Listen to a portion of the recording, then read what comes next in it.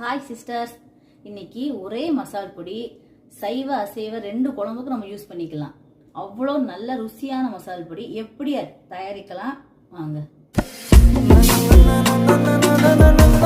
Sisters, நல்லா அது வறுக்கும் போது ஒரு நல்ல மனம் வரும். அந்த மனம் வந்தாலே போதும்.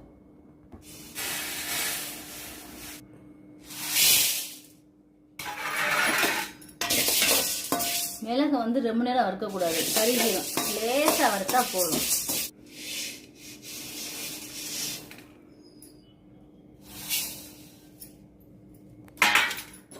இந்த மசால் பொடி பார்த்தீங்கன்னா எனக்கு எங்கள் அம்மா சொல்லி கொடுத்தாங்க. எங்கள் அம்மாவுக்கு அவங்க அம்மா சொல்லி கொடுத்தது.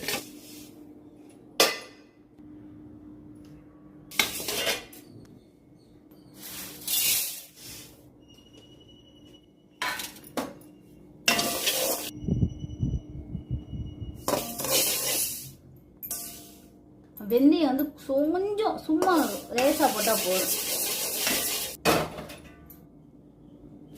இதான் வத்தலோட பதம்.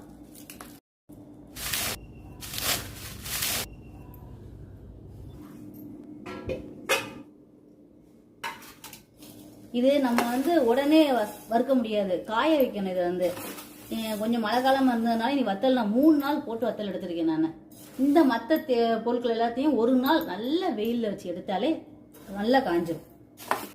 எல்லாமே ரெடி ஆயிடுச்சு. நம்ம அப்படியே திரிச்சிட்டோம்னா சூப்பர் மசால் பொடி ரெடி.